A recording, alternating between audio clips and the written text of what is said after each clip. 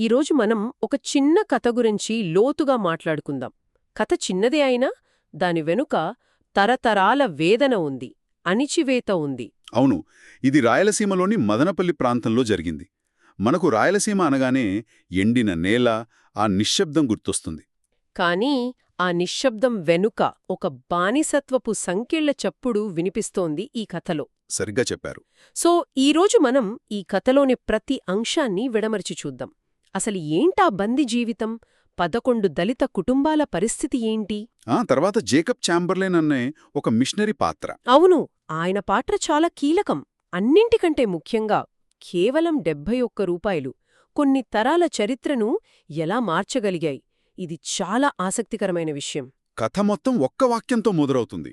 ఆ ఒక్క వాక్యమే పరిస్థితి తీవ్రతను మనకు చెప్తుంది. ఏంటది? అది అప్పే కాదు, బంధమైంది. చూడండి, అప్పు వేరు, బంధం వేరు. అంటే అప్పు అంటే డబ్బు తీసుకుని తిరిగి ఇవ్వడం. మరి బంధమంటే? బంధం అంటే ఒకరి జీవితాన్ని పూర్తిగా శాసించడం. ఇక్కడ జరిగిందదే. ఇది ఒక రకమైన వెట్టిచాకిరీ అన్నమాట. వెట్టి చాక్రీ అంటే అప్పు తీరే వరకు జీతం లేకుండా పని చేయించడం కదా? అవును, కాని ఇక్కడ సమస్యేంటంటే ఆ అప్పు లెక్క ఎప్పుడికి తేలదు. వాళ్ళు ఎంత పని చేసినా అసలు ఎంత, వడ్డీ ఎంత, ఆ లెక్కలెవ్వరికీ తెలియవు. అదొక ఉచ్చులాంటిది. ఖచ్చితంగా. ఒక్కసారి అందులో చిక్కుకున్నారంటే బయటపడటం దాదాపు అసాధ్యం. అప్పు అనేది కేవలం ఒక కారణం. అసలు ఉద్దేశ్యం వాళ్లను బానిసలుగా ఉంచుకోవడమే. అవును. ఇది వింటుంటేనే చాలా భారంగా ఉంది. మన ఆధారమేం చెబుతోందంటే తల్లిదండ్రులు పనిచేశారు, పిల్లలు పెద్దయ్యాక వారూ పనిచేశారు. అప్పు మాత్రం ఎప్పటికీ తీరలేదు. అంటే తాతల కాలంలో తీసుకున్న అప్పు కోసం తరతరాలుగా అదే బానిసత్వంలో మగ్గిపోవాల్సొచ్చింది. పుట్టుకతోనే బానిస అనే ముద్ర పడటం కంటే దారుణమేముంటుంది? దీని వెనుక ఆనాటి సామాజిక పరిస్థితులు కూడా ఉన్నాయి. భూస్వామ్య వ్యవస్థ, కుల వివక్ష. చదువుకునే అవకాశం లేదు, వేరే పనులు దొరికేవిగాదు. ఏమీ లేవు. దాంతో ఆ చిన్న అప్పు అనే సంఖ్యన తరాలు మారే కొద్దీ ఒక పెద్ద గొలుసుగా మారి వాళ్ల జీవితాలను మొత్తం బంధించేసింది. ఈ బంధం కేవలం శారీరక శ్రమను దోచుకోవడమే కాదు కదా? లేదు, అంతకంటే ఎక్కువ. వాళ్ల ఆత్మ గౌరవాన్ని కూడా పూర్తిగా నాశనం చేసింది. అవును, కథనంలో ఒక వాక్యం నన్ను చాలా ఆలోచింపజేసింది. ఆదివారం కూడా విశ్రాంతి లేదు, ప్రార్థనకు వెళ్ళినా ఒత్తిడి.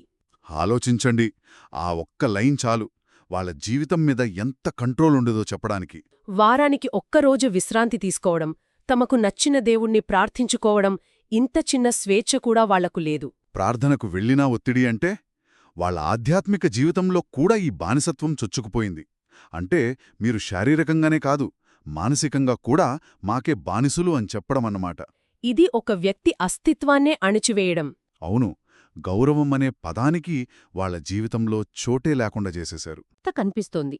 మరి ఇత్తటి నిస్సహాయ స్థితిలో, ఆ చీకటిలో వాళ్లకు ఏదైనా ఆశాకిరణం కనిపించిందా? అక్కడే కథలోకి ఒక కొత్త వ్యక్తి వస్తాడు. జేకబ్ ఛాంబర్లెన్, ఒక అమెరికన్ మిషనరీ. ఆ రోజుల్లో మదన్పల్లిలో సేవ చేస్తున్నాడు. అవును, మన ఆధారం ప్రకారం అతను ఈ అన్యాయాన్ని చూశాడు, మౌనంగా ఉండలేదు. ఇది కథలో చాలా కీలకమైన మలుపు. నాకు ఇక్కడొక సందేహం. ఆ అన్యాయం అందరికీ కనిపిస్తూనే ఉంది కదా? ఊర్లో వాళ్లకు, చుట్టుపక్కల వాళ్లకు అందరికీ తెలుసు. మరి ఎవ్వరూ మాట్లాడకుండా ఒక బయటి వ్యక్తి అయిన ఛాంబర్లెన్ మాత్రమే ఎందుకు స్పందించాడు? కేవలం అతను ఆ వ్యవస్థలో భాగం కాకపోవడం వల్లేనా? అది చాలా మంచి ప్రశ్న. కొన్నిసార్లు ఒక వ్యవస్థలో పాతుకుపోయిన వాళ్లకి దానిలోని అన్యాయాలు సాధారణంగా కనిపిస్తాయి. అదొక ఆచారంలాగా, జీవన విధానంలాగా మారిపోతుంది. దాన్ని ప్రశ్నించరు. ఎవరూ ప్రశ్నించరు. కాని ఛాంబర్లెన్ బయటి వ్యక్తి. అతనికి ఆ సామాజిక కట్టుబాట్లు లేవు. అందుకే ఆ వెట్టిచాకిలి వెనుక ఉన్న అమానవీయత అతనికి స్పష్టంగా కనిపించింది. అతను కేవలం చూడటమే కాదు, మౌనంగా ఉండలేదు. స్పందించడానికి సిద్ధపడ్డాడు. అక్కడే మార్పు మొదలైంది. కాని ఆ మార్పు అంత సులభంగా రాలేదు కదా? ఛాంబర్లెన్ జోక్యం చేసుకోగానే అధికారంలో ఉన్నవాళ్లు ఊరుకోలేదు. చాలా హింస జరిగింది. ఆ దళిత కుటుంబాలు ప్రార్థనలో ఉన్నప్పుడు ఒక భయంకరమైన సంఘటన జరిగింది. వాళ్ల ఇళ్లు కాల్చేశారు, కొంతమందిని కొట్టారు. ఇది ఊహించదగిన ప్రతిచర్యే. ఎప్పుడైతే అణచివేతకు గురైన వాళ్లు కొంచెం తలెత్తాలని చూస్తారో, అధికారంలో ఉన్నవాళ్లు దాని హింసతో అణచివేయాలని చూస్తారు. ఛాంబర్లెన్ జోక్యంతో వాళ్లలో ఏదో చిన్న ఆశ మొలకెత్తి ఉంటుంది. ఆ ఆశను మొగ్గలోనే తుంచేయాలని, భయంతో వాళ్లను మళ్లీ తమ అదుపులోకి తెచ్చుకోవాలని చేసిన దాడి ఇది. భయం మళ్లీ వారి జీవితాన్ని చుట్టుకుంది అనే వాక్యం వాళ్ల పరిస్థితిని చెబుతుంది. అలాంటి భయంకరమైన పరిస్థితుల్లో చాంబర్లిన్ స్పందన చాలా ఆసక్తికరంగా ఉంది. అతను కోపంతో నేరుగా వాదనకు దిగలేదు. లేదు, అధికారుల దగ్గరకు పరుగెత్తలేదు. అతను చేసిన మొదటి పని, వెంటనే గ్రామానికి వెళ్లాడు, ముందుగా బాధితుల మధ్య కూర్చున్నాడు, వారి కన్నీళ్లు విన్నాడు. ఈ చర్యలు ఎంత శక్తి ఉందో! నిజంగా ఇది సమస్యను పరిష్కరించడంలో చాలా ప్రభావవంతమైన విధానం. అతని ప్రతిస్పందనలో 2 దశలు కనిపిస్తాయి. మొదటిది సానుభూతి, భరోసా. నేను మీతో ఉన్నాను, మీరు ఒంటరి కాదు అని చెప్పడం. అవును, శారీరక గాయాల కంటే మానసికంగా కుంగిపోయిన వారికి ఆ సమయంలో అది ఎంతో బలాన్నిచ్చుంటుంది. ఆ తర్వాత రెండో దశ, వారికి ధైర్యం చెప్పిన తర్వాత అగ్రకులాల వారిని పిలిచాడు, వారితో మాట్లాడాడు. అవును, ఈ 2 దశల విధానం చాలా వ్యూహాత్మకమైనది. ముందు బాధితులకు మనోధైర్యమిచ్చి ఆ తర్వాత సమస్య మూలాన్ని పరిష్కరించడానికి ప్రయత్నించడం. ఆ చర్చల సమయంలోనే అసలు నిజం బయటపడింది. అగ్రకులాల వారు ఒకే మాట మీద నిలబడ్డారు: అప్పు తీర్స్తేనే స్వేచ్ఛ. వాళ్లు ఎప్పటికీ తీర్చలేరని వాళ్ల నమ్మకం. గట్టి నమ్మకం. కానీ చాంబర్లిన్, సరే లెక్కలు చూడండి, మొత్తం అప్పు ఎంతో చెప్పండి అని అడిగాడు. అక్కడ్నుండే కథ మొత్తం మారిపోయింది. అవును, ఆ క్షణమే ఈ కథకు గుండెకాయలాంటిది. వాళ్లు తమ ఆధిపత్యాన్ని ప్రదర్శించడానికి ఆ డిమాండ్ చేశారు. కానీ ఆ డిమాండ్ వెనుక ఉన్న డొల్లతనం అప్పుడు బయటపడింది. మరి వాళ్లు లెక్కలు తీసిన తర్వాత తెలిసిన ఆ మొత్తం అప్పు 11 కుటుంబాలు తరతరాలుగా చేస్తున్న వెట్టిచాకిరికి కారణమైన ఆ మొత్తం కేవలం 71 రూపాయలా? అవును, కేవలం 71 రూపాయలు. ఒక్క నిమిషం, 71? నమ్మలేకపోతున్నాను. అంటే తరతరాల బానిసత్వం, వాళ్ల శ్రమ, వాళ్ల జీవితాలు, కాల్చివేయబడిన ఇళ్ళు, వీటన్నింటి వెల కేవలం 71 రూపాయలా? అంతే. ఇది ఎంత అవమానకరం! ఇది కేవలం అన్యాయం కాదు, ఇది ఒక క్రూరమైన పరిహాసంలా ఉంది. మీరు చెప్పింది అక్షరాలా నిజం. ఆ 71 రూపాయల వెనుక ఉన్న అసలు ఉద్దేశ్యం డబ్బు కాదు, అధికారం, నియంత్రణ. ఆధిపత్యం. ఆ చిన్న అప్పును ఒక ఆయుధంగా వాడుకున్నారు. మీరు మాకు అప్పున్నారు అనే ఒక్క మాటతో వాళ్లను తరతరాలుగా బంధించారు.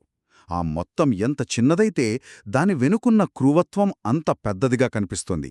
ఆ 71 రూపాయలు అది కేవలం ఆర్థిక బంధం కాదని, అది ఒక సామాజిక ఆధిపత్యపు ప్రతీక అని నిరూపించాయి. ఆ నిజం తెలిసిన వెంటనే చాంబర్లేన్, అతని సహచరులు ఒక్క క్షణం కూడా ఆలస్యం చేయలేదు. ఆ క్షణంలోనే ఆ మొత్తం చెల్లించారు. అంతే. కేవలం 71 రూపాయల చెల్లింపుతో కొన్ని తరాల చరిత్ర మారిపోయింది. ఖచ్చితంగా. కథనంలో మరొక శక్తివంతమైన వాక్యం ఉంది: ఆ రోజు కేవలం అప్పు తీరలేదు, బానిసత్వం ముగిసింది. ఆ మాటలో ఎంత బరువుందో! ఆ 71 రూపాయలు చెల్లించడం ద్వారా అగ్రకులాల చేతిలో ఉన్న నైతిక ఆయుధాన్ని చాంబర్లిన్ లాగేసుకున్నాడు. ఇకపై వాళ్లను బంధించడానికి వాళ్ల దగ్గర ఏ కారణమూ లేదు. అది కేవలం ఆర్థిక విముక్తి కాదు, అది ఒక మానసిక భావోద్వేగ విముక్తి. అవును. దాన్ని మన ఆధారం చాలా అందంగా వర్ణించింది. 11 కుటుంబాలు మొదటిసారి స్వేచ్ఛగా శ్వాసించాయి. ఆ ఒక్క వాక్యంలో ఎంత అర్థముందో ఊహించుకోండి. అప్పటివరకు వాళ్ల ప్రతి శ్వాస మరొకరి ఆధీనంలో ఉంది. వాళ్ల ప్రతి ఉదయం మరొకరి కోసం మొదలయ్యేది. కాని ఆ రోజు, ఆ క్షణం వారు తమ శ్వాసకు తామే యజమానులయ్యారు. ఆ శ్వాసలో బరువు లేదు, భయం లేదు. అది స్వేచ్ఛావాయువు, ఒక పునర్జన్మ లాంటిది. ముగింపుగా చూస్తే ఈ చిన్న కథ నుండి మనం కొన్ని ముఖ్యమైన విషయాలు నేర్చుకోవచ్చు. ఇది కేవలం మదనపల్లిలో జరిగిన ఒక సంఘటన కాదు, ఇదొక పాఠం. నిజమే. మొదటిది, అణచివేత ఎప్పుడూ ఒక సాకును వెతుక్కుంటుంది. ఇక్కడది 71 రూపాయలు. ఆ సాకు చాలా చిన్నదిగా ఉండొచ్చు, కాని దాని వెనుక ఉన్న ఆధిపత్య ధోరణి చాలా పెద్దది. మీరు చెప్పిందానికి జోడిస్తే రెండో విషయం, మార్పు తరచుగా బయటి నుండే వస్తుంది. వ్యవస్థలో ఉన్నవారికి కనిపించని అన్యాయం చాంబర్లిన్ లాంటి బయటి వ్యక్తికి స్పష్టంగా కనిపించింది. అవును, కొన్నిసార్లు ఒక వ్యవస్థను బాగుచెయ్యాలంటే బయటి నుండి ఒక తాజా దృక్పథం, ఒక నిస్వార్థమైన జోక్యం అవసరం. కరెక్ట్. మరియు మూడవది, బహుశా అన్నింటికంటే ముఖ్యమైనది, నిజమైన సహాయమంటే కేవలం డబ్బు ఇవ్వడం కాదు కదా. అస్సలు కాదు. చాంబర్లిన్ కేవలం 71 రూపాయలిచ్చి చేతులు దులుపుకోలేదు.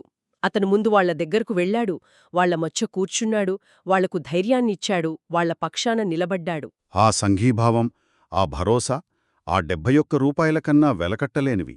సరిగ్గా చెప్పారు. ఈ కథనం ఒక చారిత్రక సంఘటన గురించి చెబుతుంది కాని ఇది మనల్ని ఒక ముఖ్యమైన ప్రశ్న అడిగేలా చేస్తుంది. అవును. ఆ రోజుల్లో 71 రూపాయలు బానిసత్వానికి ప్రతీకగా నిలిచాయి. మరి నేటి ఆధునిక సమాజంలో మన చుట్టూ కనిపించని రూపంలో ప్రజలను బంధించే 71 రూపాయల వంటివి ఏమైనా ఉన్నాయా? హ్మ్, ఆసక్తికరమైన ప్రశ్న.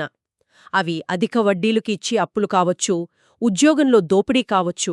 సామాజిక కట్టుబాట్లు కావచ్చు, లేదా మనల్ని మనమే బంధించుకునే మానసిక సంకెళ్ళు కూడా కావచ్చు.